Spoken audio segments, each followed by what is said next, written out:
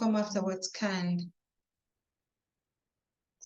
Wonderful. So today we're going to be talking more about sex education.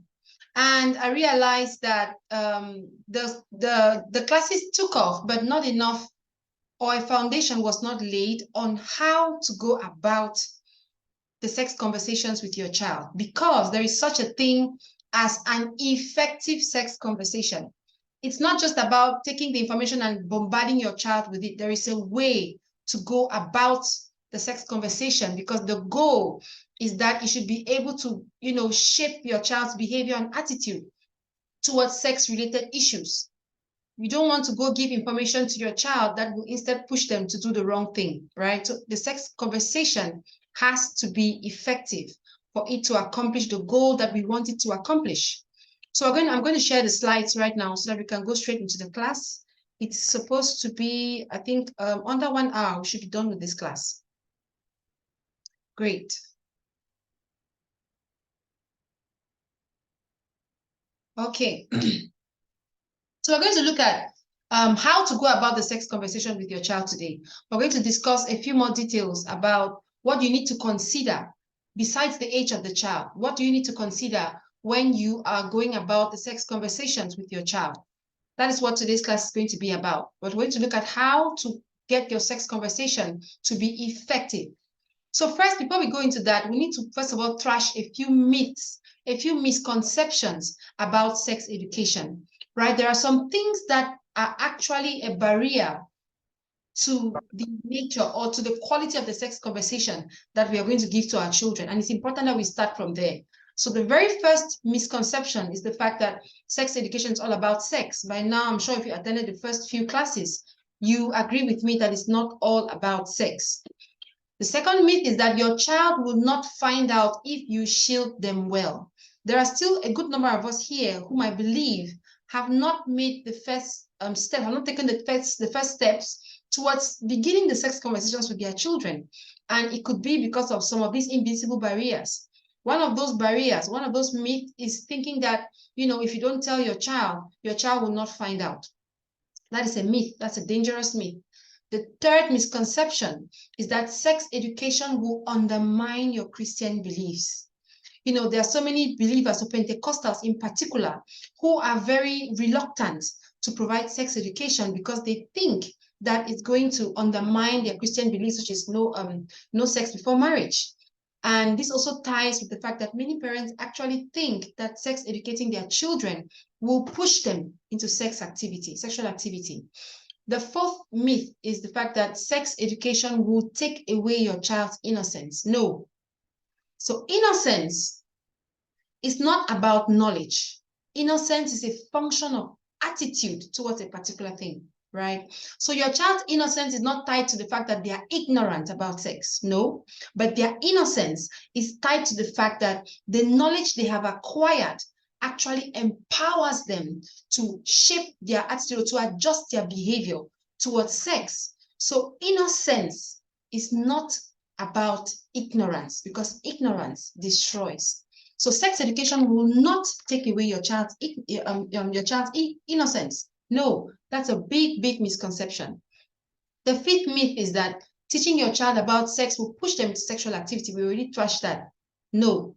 Research has shown that children who are actually effectively sex educated are able to delay sexual activity longer than children who are ignorant about the facts of, concerning sex. Because like I said earlier, your child will find out about sex. They will find out, just a matter of when. And most parents believe that because their kids are probably 6 or 7 or even 5, they know nothing about it. What is more dangerous is the false information that they have gotten about these things. Because amongst their peers, amongst their classmates, they are talking about sex. But they may not be using the right words. Neither may they even have, the right ideas around sex. So keeping the information from your child, or failing, to provide your child with the right information they need for every age, is very dangerous, because the ignorance of your child is what may, trap your child into sexual activity. We all are aware of the fact that predators usually thrive on the ignorance of children. the more ignorant a child is about sex and sexuality, the easier they are as a prey in the hands of a predator. So the predator will easily succeed in abusing a child who knows nothing about, the kind of touch that is okay, who knows nothing about maybe even their genitals, who knows nothing about, what kind of activity is okay for them to be having with someone else. So teaching your child about sex will protect them from predators, among other things, will protect them from unconsciously engaging in certain activities that will defile them. I heard a story of a 13-year-old girl who lost her virginity and still did not even understand what happened to her. She was abused by a very trusted friend who was a pastor's child, a boy, I think he was 14 or 15. And they were playing, according to what the boy told her, it was a kind of game. A 13-year-old girl, also a very church Pentecostal kind of child, grew up in church. And she trusted this boy because they have been friends from when they were little. And this girl was this virgin and still never even knew what had happened to her because her parents kept her so shielded. I don't know how they managed to do that, but this was a couple of years back. The parents kept her so shielded that she did not even know that what had happened to her was sex. And she carried on with life, not knowing that, it was just weird. She was like, what kind of game is this? So ignorance is very dangerous for your child. The last myth is that only girls are at risk of sexual abuse. I'm sure that this one is not even something that we should even begin to debate on, because in the world today, with the lesbianism and the gay and all whatnot, we have the LGBTQ, boys are in as much danger, if not more, than girls. So both sexes are in danger. You cannot, focus on sex educating your girl child and leave out the boy child, because both of them are at risk. Because some parents think that sex is just all about, vagina and, and the standard sex we know, but these days sex is completely different. There are many different ways that sex actually occurs today because of the LGBTQ society. So you don't want to leave your male child uneducated because you believe that, your girl child is more at risk. These are some of the myths. I'm sure some of you have a few that we're going to discuss at the end. Please mute your mic when you come on, please. So I'm sure there are some myths that some of you are also going to share with us when we, get to the end of this lesson. Let's look at a few disempowering things that we teach our children about sex. Now, there are a good number of us here who most likely have been having the sex conversation with their children, right? This program may not even be the first time you are being empowered or equipped, to provide this talk for your children. Some parents already had the sense to begin to do these things. But there are some things that we do unintentionally that actually disempower, take away the power from our children. That's what we'll discuss now. So the first disempowering thing we teach our children about sex is the private part and public part emphasis. Now, I know that you're going to say that this was what you were taught, in the previous lessons by the other facilitator. But hear me out. The private part and public part with emphasis that one can be touched while the other should not is a disempowering thing to teach your child. Why is that? Now, sex is not just, like I said, about the actual act of sex, but we forget that children are also people who have feelings and emotions, especially the teenagers, right? So when you teach your child that private part is maybe their breasts, their lips, their thighs, their buttocks, their vagina or penis. These are the parts that nobody should touch or nobody should come close.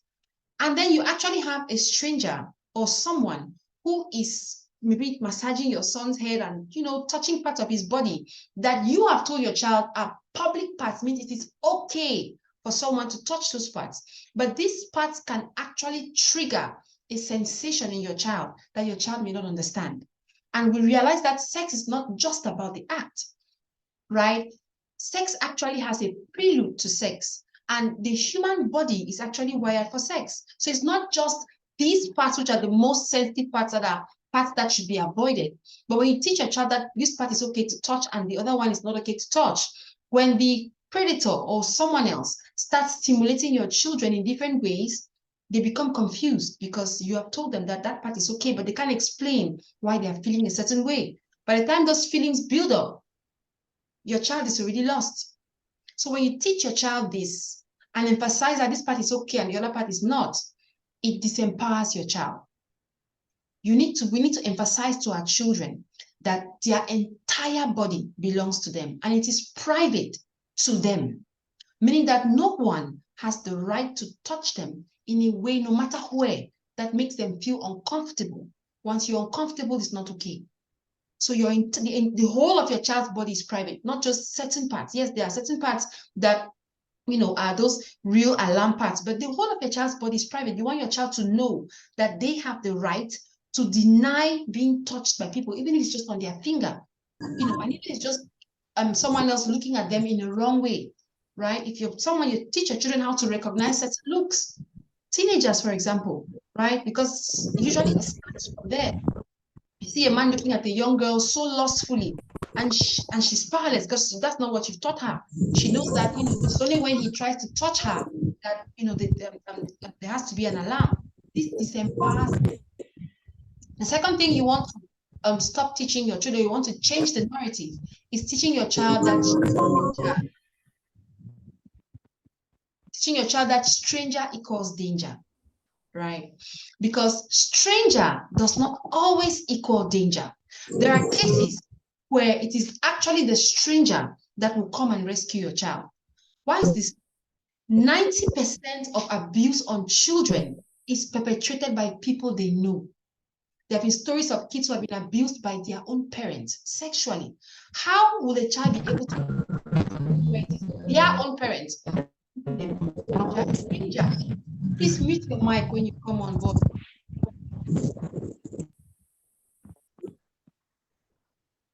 So stranger does not always equal danger. Your children must know that how to identify a trusted stranger or how to be able to communicate when they need help. When you teach a child that don't talk to strangers, your child is caged. If the person abusing them is someone they know, how are they to? So when you teach your child this, it empowers them, right? It disempowers them because the one who is abusing them is the one that they were supposed to be able to go to. That's the one they know.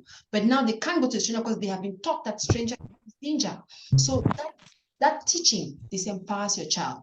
We will learn this in social skills class, how to teach your child to be able to communicate to people that they don't know, how to ask for help. It's also a very important skill that children must have, because sometimes the trusted parent may not be around and your child is being abused by their uncle, by their cousin. They need to be able to communicate this, even to people that may be strange to them, because in that moment, the stranger may be the only one that can help your child.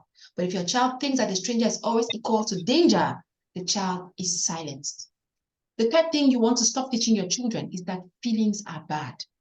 I shared an article recently on Facebook where I was educating parents on the fact that children are emotional beings. Children have feelings, right? When you have the practice of shutting down your child's emotions, shutting down their feelings, it will push your child away. Because at some point, your teenager, as they begin to enter puberty, they will begin to feel a certain way about the opposite sex. And if you're in the habit of shutting down feelings, they will not know who to these feelings that they're having, right? We've learned here about those who followed the social skills class about the importance of your children having trusted adults outside of their parents in their life. Because your child at some point, especially in the teenage years, will begin to have certain feelings towards the opposite sex that they cannot explain. So imagine that you have a teenage child who cannot talk to you about the fact that they are feeling attracted to a certain boy in their class or to a certain girl. They can't talk to you freely about these things. So when you're in the habit of shunning your child for telling you that, Mama, there's a boy I like in my class, and you get upset and you shut the child down. How can you be thinking about that? I sent you to school to go and learn, not to go and be, thinking about boys and thinking about girls. You are assuming that your child doesn't have feelings. Rather than helping your child navigate these feelings, when you shut down your child, you are sending them or you are opening them up to outside influence. So feelings are not bad, right? Your child will have and has feelings. I know of children who are even as young as 4 or 5 who have already had their first crush. What's a crush? A child thinking that they like a certain boy in their class. That is very, developmentally appropriate. That is why they need you, their parent, to be able to, first of all, listen to them, acknowledge their feelings, and then help them navigate and channel these feelings in the right manner. The next thing you want to stop teaching your children is the fact that sex is bad. I'm going to say it again. Stop teaching your children that sex is bad, because it is not bad. God created nothing that is bad, because sex is a gift from God. You need to teach them instead that there is a context within which sex is appropriate, within which sex is good and actually is able to, give out all its benefits. Because when you demonize sex, you actually make your child to be opened up to outside influence. How? Your child has peers. As they grow, their peers will begin to maybe experiment, and they will tell your child something contrary to what you fed your child with. And when you give your child reason to doubt the narrative that you have told them, you lose their trust. Growing up, we've had parents that taught us that if a boy touches you, you get pregnant. We know of all those narratives. They tell you that, oh, if you have sex, you have HIV and you die. We parents have the tendency to demonize sex because of their fears. We started with the myths. Parents believe that when you actually educate your child, it pushes them to become sexually active, which is not true. So they tend to demonize sex in a tendency to want to instill fear in their children so that they can keep away from this kind of activities. But sex is not a bad thing. And when you demonize it, your child will become aware along the line that you lied to them. And when you demonize sex, when your child has questions about sex, they will ask someone else who has made them to realize that sex is not bad. So they will not want to come to you because, after all, you said sex is from the devil, sex is bad, sex is this and that. So your child will avoid coming to you who already has a negative, perspective on sex, and prefer to go to someone else that has told them something else about sex. And when you teach your children about sex, particularly the teenagers, you must give room for restoration. I know that in our heads, we believe that we are raising perfect children. We believe we are raising children that cannot make no errors, because after all, we never made any errors. But like I said, those who follow the voice of this morning, your experiences are a rich tool for helping your child navigate their challenges. But usually we are so dishonest. We teach our children that we all married as virgins. We never, ever, ever did some of these things. So we put ourselves up on a pedestal. And our children actually cannot come to us when they have pertinent questions about these things, right? Your daughter may actually be contemplating giving up her virginity, but because you have so demonized sex, because you have so made yourself so perfect, she knows that if she's feeling weak, she can't trust you because you won't understand. So in that moment, she will need someone who gets it. So your child will be forced to go outside, and that's not what you want, right? Give room for restoration. Let your children know that mistakes can happen. And when they happen, it's not the end of the world, because that is the truth. Mistake, in spite of all you have done, we must embrace the fact that mistakes can happen. And so if your child should make a mistake, they should not be tempted to conceal it. Some even go as far as committing abortions because they got pregnant because they made a mistake. And people have lost their children in this manner. So you don't want to make your child to believe that it is so bad that if you mess up, just go out of here. I don't even want to see you. It can't happen. When we teach our children this, it disempowers them. Because when they're in trouble, they'll be forced to turn to their peers, who will cause them to go to the local doctor that will do funny things with them. So don't demonize it. Be truthful and honest with your children. Teach them that sex is a gift from God that is meant to be used within the context of marriage, because that is where it is most fulfilling. That's a better narrative. One of the things you want to stop doing as well, I think this should be the fifth disempowering thing we teach, is that purity is only for girls. I mentioned earlier with the myths that sometimes we emphasize only the girl. So I'm thinking of virginity in terms of a girl, because there's actually physical proof that a girl has been disvirgined. We forget that virginity goes both ways. Just because the boy doesn't have the hymen doesn't mean he cannot be disvirgined, right? Purity is not a thing for girls. It is a thing for everyone who is yet to discover sex. So when you emphasize only on the girl child and you leave out the boy child, you're being biased. And your girl children will actually know that you're not being truthful, right? It matters whether your son as well is actually working hard to preserve his purity, because it matters to God. So it depends on what your values are as well. Purity is not a thing only for girls. It is disempowering when you teach that, because your son may have been able to actually comport or conduct himself properly, but because you teach that purity is only for girls, your son believes that he can act anyhow and it's okay. So that's a disempowering thing to teach your child. Now, what is an effective sex conversation? How do you go about talking to your kids about sex, right? Now, let's as well look at a few reasons why parents delay, why some of you here, in spite of everything you've heard so far, are still delaying or hesitating to provide sex education for your children. Now, there are 3 key reasons why many parents fail to give their children age-appropriate sex education. Reason number 1 is embarrassment. How do you even, you're thinking of all the big guns, especially if you have small kids. You're embarrassed. You don't know how to go about it. How do I even start? What would they think? How would they start thinking that I and daddy are in the room? You will start already imagining so many things, forgetting that our children are in a milieu, in a sexualized world, where even before you probably come, they have heard. So because parents are embarrassed, they delay and keep delaying. And the more they delay, the greater the risk their children face. The second reason why parents delay is because they lack knowledge on how to go about it. Well, that's why you're here. So you can be equipped with what to do for every age and for every stage and for every situation that you're going to encounter. The third reason why we delay is because we are thinking that someone else is supposed to do it. There are parents who actually rely on the school to teach their children about sex. That is a big mistake. That is a big mistake. Why? Because the school will teach sex as it is. They will never, accompany that lesson with the values that you, the parent, have when it comes to sex and relationships. So you want to remember that you are the greatest tool when it comes to an effective sex conversation. The parent is the greatest tool in the sex conversation with their child.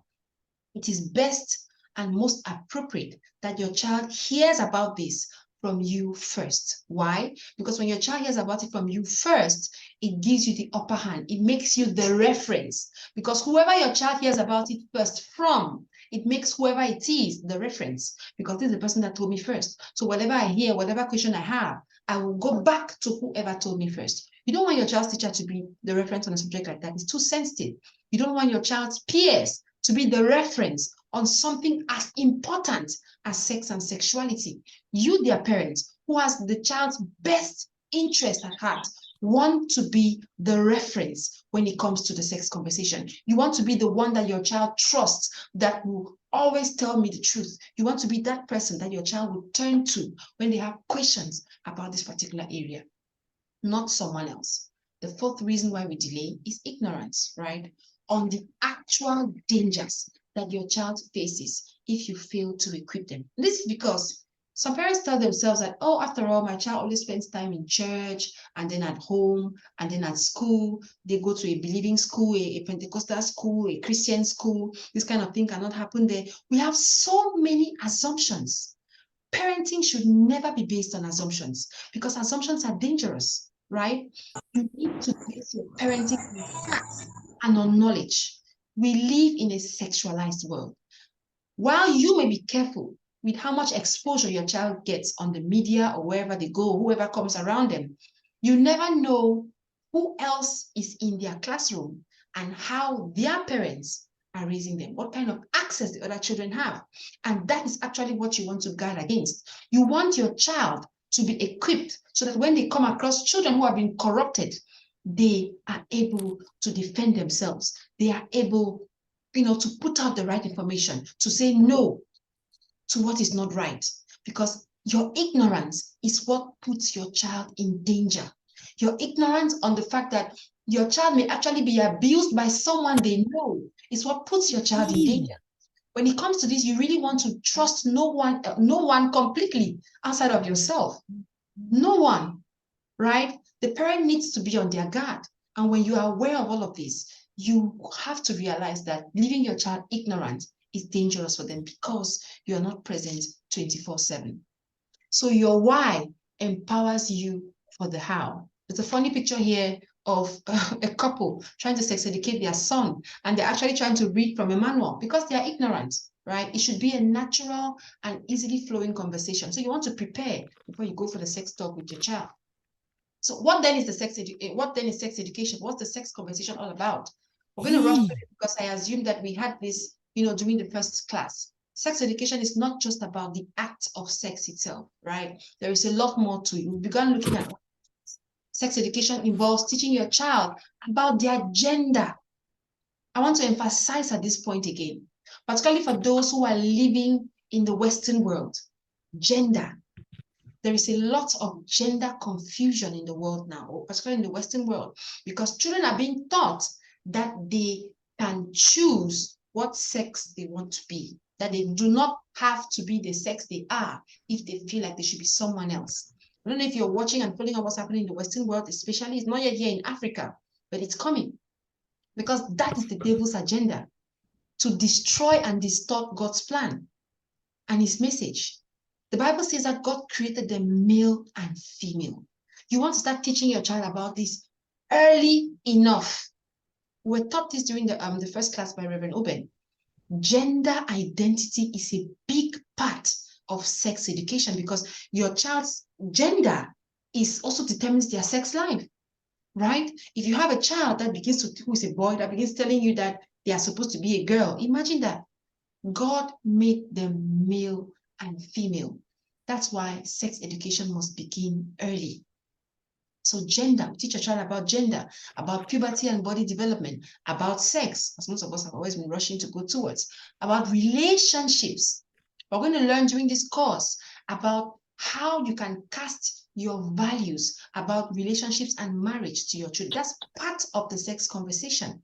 You need to have values around dating. Most parents don't think about teaching their kids about. We're going to learn that during this course. Values around dating and relationships. There must be a plan, and your child must be aware of the plan. When can your child date? Most of us don't think about discussing this with our kids, but it's important. When can your child date? Particularly for those where as early as 2, your children talking about boyfriend, girlfriend. So when can your child date? These are things that your values must encompass, and you must cast it upon your child enough so your child grows up and it becomes part and parcel of who they are and a part of their belief system. So relationships are a key part of the sex conversation. Letting your child what kinds of relationships are appropriate and which ones are inappropriate. Especially when they begin to approach the teenage years. The child needs to know what is appropriate and what is not. Your values and your beliefs about sex. That's what you also teach on conversation. So when you look at all the components of the sex conversation, you'll be able to see that it should and must begin at birth. Yes, it does begin at birth. It doesn't begin at or at 4 or at 5. It begins at birth. Because when you think about the fact that sex education also involves things like privacy, it involves things like gender. You need to start teaching your child about these things early on. I'm going to share something with you guys. There's a common practice that we have. I don't know, it's only, I think, well, I'm Cameroonian, so let me just say in Africa, I don't know if it happens abroad, where a child of maybe 4 or 5, that's when they start having a big sense of privacy. They want to cover their private. And you hear their parents telling them, what are you even hiding? What do you even have? Privacy is a very big part of the sex education, and it should come as early as 2. Your kids need to start learning at that age that there is something called privacy. For example, when they're using the bathroom, as a child grows 2, 3, 4, privacy, because if your child is not allowed to have privacy, they will not know what's appropriate and what is not. Because usually when it comes to abuse, an adult usually finds it easier to abuse a child who is desensitized about privacy. When your child is well educated about private, what kind of things are private, what kind of things should be done in private, your child seeing an adult undress raises an alarm. Your child will be like, a home that undressing is a private activity. When you undress in front of people, your child already becomes alarmed that something is about to go wrong because this adult is undressing in front of me. But we desensitize our children, firstly, because we have mothers, even with kids as old as 10, and you're still parading naked in front of your children. I hope that we don't have parents here like that. But privacy must begin to be taught as early as possible, as early as 2, 3. You should stop undressing in front of your children, particularly of the opposite sex. Because how then do you teach your child that seeing images of people naked is inappropriate when you habitually expose your nakedness in front of your children? I know of people who undress in front of their teenage sons. That's inappropriate. Privacy is a part of that on that myths that it doesn't matter. We have people who are parents who are, your teenage son is dressing and you walk into his room without knocking. No, your children must be allowed to understand and to have what is called privacy. It is part of the sex conversation. Privacy. Teaching your children about this early. So how to go about the sex conversation? I'm going to give you 3 simple steps. Maybe you're one of those who is feeling uncomfortable. What to say? The very first thing to do is to ask. Because like I said, you go in, that is.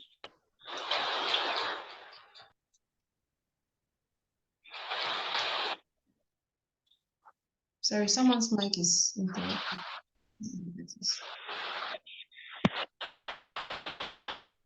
The very first thing you want to do when you go in for this conversation is that you want to ask. You want to ask your child to find out what your child already knows. Don't assume that your child knows nothing, right? You have your manual of what you have to go and teach, but don't assume that your child has heard nothing about it. You'll be shocked when you go in with questions. It actually even helps you to be able to navigate the conversation. You need to start by asking your child, finding out what your child already knows, because this enables you to start by correcting the misinformation. If you have teenagers and that you've never sex educated, if you have pre-teens that you've never sex educated, a 2-year-old most likely knows nothing already, right? But even as early as 2, they may have seen inappropriate pictures and they may actually be able to verbalize that to you. So don't assume that your child knows nothing. Always start by asking age-appropriate questions. Madam Rita, please mute your mic. Please mute your mic. So start by asking age-appropriate questions to help you figure out or find out what your child already knows. And this is where your relationship is really going to count. Because if your relationship with your child is not warm and open, your child may not be able to open up to you. So actually, beginning this talk may actually need for you to get your child comfortable, building a connection with your child. Before you get to sit down your child to begin this talk, you also want to think about the environment, right? The timing. You don't want to embarrass your child because you're trying to have a sex talk. Take your child to a private place. Take your child to a place where they can be free to open up and talk to you about certain things. You want to also get the timing right. Just as for adults, communication happens best when the person is in a particular mood. That's why you need to understand the dynamics of connection. There are certain ways to connect with your child that gets them to open up to you. As one of the easiest ways is play. So don't just come all serious. Sit down, let's talk, and just bombard the child with all manner of questions. You may not get much out of that conversation. So you want to be tactical in your approach. You want to time it right. You want to get the environment right. And you want to ensure that your child is comfortable and that your relationship is warm enough for your child to be able to open up to you. Sometimes, if you have had a difficult relationship with your child, you may want to start by reassuring your child that you are not here to complain, or that you're not here, that you really just want to help. So, good relationship will really serve you when it comes to this sensitive area, parenting your child. Now, the second step is that you want to proceed to correct any misinformation, right, by giving the facts. You will be tempted to lie because some of your children will shock you with what they already know. Yeah. if your relationship is open enough, is warm enough, and your child is able to open up, you will be shocked. I shared a story on Facebook as well about the first day I found out about the husband and wife game, and see me rushing home to ask my son, knowing that he most likely has not heard about it. And the moment I asked, he said, Mama, yes, I know the game. Hi, I almost collapsed because I was like, ha, did you play the game? Because there's a game called husband and wife game. I didn't know about it. Maybe I knew it by a different name. And my then, I think he was 7 then, or 6, he was 7. And I asked him with all confidence that he probably just said, Mama, what's that? He said, yes, Mama, I know the game. And I asked, has someone asked you to play? He said, yes, they've asked me. I actually collapsed, in my head. And I went ahead to inquire what happened. If you follow me on Facebook, you probably already read this story I shared on Facebook before. And this is where I actually was grateful to God that I had prepared my child. Before he got to that age, he already knew what to do. And he said the person who actually approached him to play the husband and wife game was his own cousin. And this was when they were having a sleepover at my house, and I was not even aware. So your child will actually be in a situation where you will not be there, and your child will need that knowledge at that time to help them escape the corruption that you think educating your child will actually bring. But innocence is not a function of ignorance, but a function of right attitude towards something. So my child told me how he navigated this, and I was so proud of myself and grateful that I had been able to do the needful. So as embarrassed as you may be, when you understand the why, it helps you to get about the how. So my child was able to escape this because he knew what to do, because he knew that such a game was not for him. So the cousin actually told him, no, it means we have to do this, that. And he said, no, I can't do that. Why? It's for married people. So those who are married, and we are not married. And this cousin didn't speak to him. When they left our house, they were not talking. And I didn't understand why. And my son didn't even bother to tell me at that time, because for him it was a non-issue. He already handled it. And my 6-year-old can be so mature sometimes. He already handled it. So when I said, hey, but why didn't you tell me? He said, Mama, but you have taught me what to do. And that was it. End of story. So equipping your child with knowledge actually empowers your child. So proceed to correct any misinformation your child may give you. Resist the temptation to hide information. Yes, you may want to choose your words so that it's age appropriate, but you need to resist. Because if your child has already heard something about it, it's too late to start trying to conceal information. Because if not, your child may trust what they heard over what you're telling them if you try to lie or give them half-truths. The third step is that you want to answer questions and give room for more questions. This helps you clarify any areas of misunderstanding. That's the third step. So the first step, you enter by asking your child what they know. The second step is that you proceed to correct misinformation or by presenting what you came to teach on that day. And the third thing you want to do is that you have to give room for your child to ask questions, because they may not tell you when you ask them what they already know, but they may actually ask you with reference to what they have heard, just to ensure that what you're telling them is true. So give room for your child to ask questions. Don't just come, preach, close the subject, and go without giving room for your child to actually ask you, maybe to clarify them on certain areas. Other things you want to consider is that you need to keep the conversation short, right? I know that maybe out of fear or panic, you may want to just brush the whole of whatever it is you're supposed to teach for that age group, and you want to just go over everything at once. No, you want to find time, short periods where you trash one particular area. That's why we teach this over the long holidays, so that parents can actually take the long holidays to trash out sex conversation for their child according to their age in bits and pieces. You want to go over it gradually. You don't want to bombard your child with information, because children tend to have a short attention span. The younger the child, the shorter their ability to focus on what you're saying. A 5-6-year-old can only hold their focus for about 6 to 8 minutes. So you want to keep it short, you want to keep it light, and you want to keep it frequent. You want to make it an ongoing conversation. An effective sex conversation is not a one big talk that you give when your child is 10, you give it once and that is all. No, it's an ongoing conversation that must accompany your child as your child grows from stage to stage. So reasons you must make room for, having sex conversations with your child. I will rush over this because we have heard this already. So it gives you the opportunity to pass along your values and establish yourself as an authority on the subject instead of your child's peers. The person who talks to your child first will be the one that has the upper hand when it comes to sex conversations. You will have to struggle and work hard to regain that authority over the person that came first. So you want to start early and you want to start effectively. Secondly, it helps you protect your child from negative peer pressure and the dangers of misinformation. When your child is, like my son was met with someone who said, let's play husband and wife game, because he was already equipped, he was able to say no, regardless of how upset the other person was. He said no, because this is not for me. I mean, this is not for me.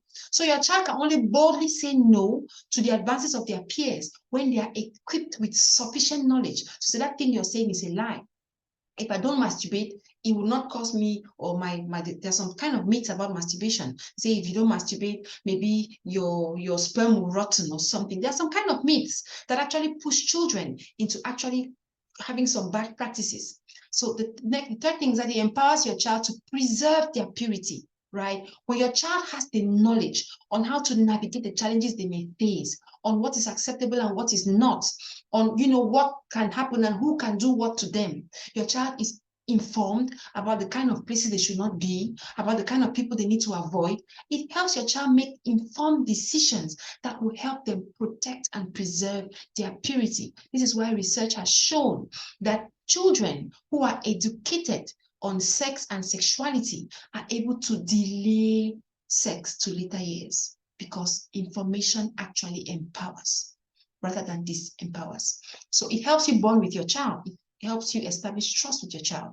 Because when you teach your child about these things that they believe that maybe others are saying is a taboo, and their parent is actually opening up to them about these things, it helps you bond with your child. It helps you earn your child's trust, especially when you forgo embarrassment and are able to give your child the right information. The last reason why you should do this is that it is crucial for protecting your child from sexual predators. So mistakes to avoid. We're already at the end. Teaching private part and public part. We already said that. Why you should not teach it this way, right? All of your child's body is private. So avoid making emphasis on this part can be touched and this part should not be touched. No. All of your child's body is private to them. It is their body. And they have the right to say, no, do not touch even my finger. We know of the whole sexual conversation where, sexual gesture, people scratch your palm. That's an offensive sexual advance. So your child needs to be empowered to be able to say no, because it was their hand that was touched, but the person is communicating something sexual to them. So you want to your child that all of their is private to them, not just certain parts, right? The next thing is that you want to avoid using fear tactics as a weapon to scare your child from sexual activity. Resist temptation to give your child misinformation. It should not come from you. You should be the source of genuine. Your child should look at you as the reference. So that when their peers start talking trash, they would think of running to you, say, Mama, I heard that if you don't masturbate, your sperm will rot. Your child will run to you to ask because you have proven yourself as the reference. You're proving to your child that you will tell them. You will not hide anything. When you start using fear, telling your child, if a boy touches you, you get pregnant. If you sleep with a boy, you will die. Or if you sleep with a boy, you just have HIV or you have STIs. That is not true. So you want to avoid using fear.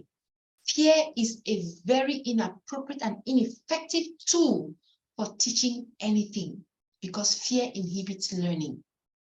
Fear actually causes your child to become defensive. And when they're defensive, they will hide from you.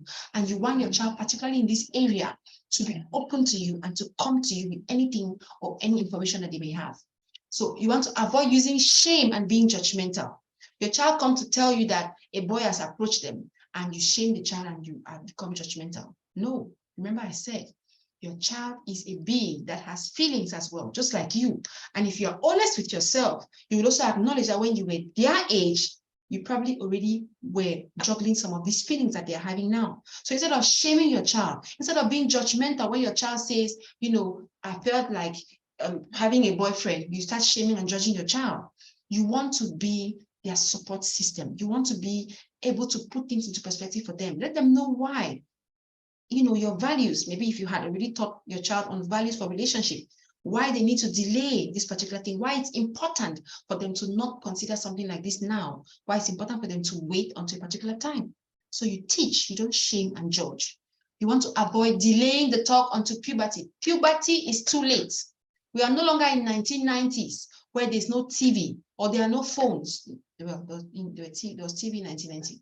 But I'm trying to say that we are in a sexualized world. Even music is sexualized. Even the way people dance is sexualized. At birthday parties, your child will have sexualized advances. What is an inappropriate way to dance with the opposite sex? Your children should know these things, right? When you delay it until puberty, it may be too late. Your child may already have been corrupted or was still abused. So you need to start as early as now. You're here, so start now if you haven't started.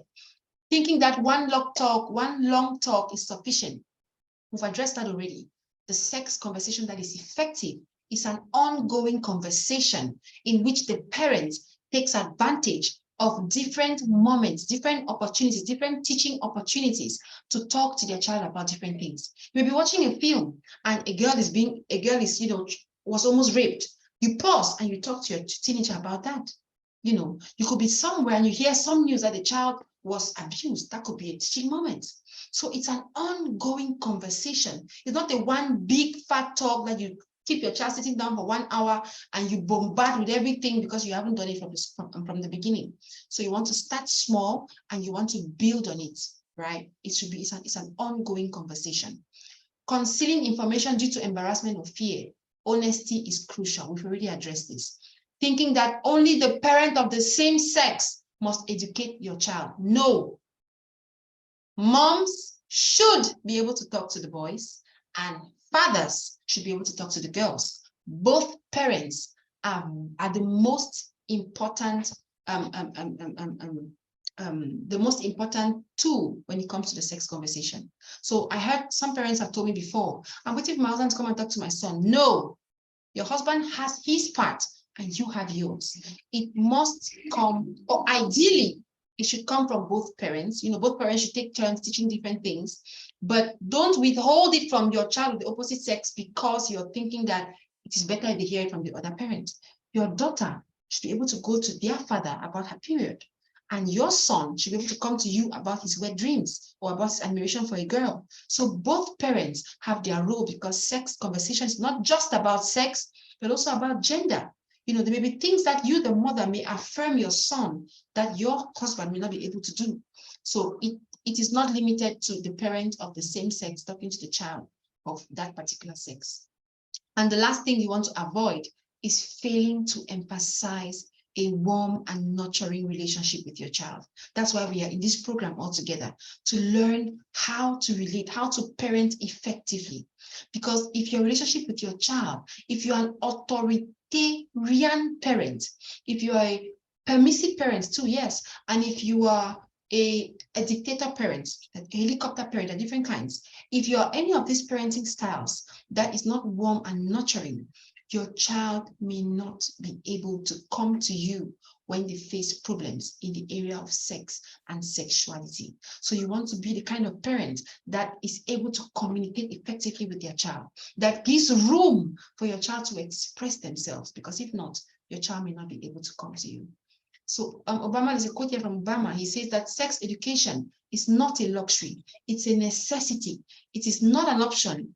It is a responsibility. I hope that I was able to deliver you value tonight. We've come to the end of this class.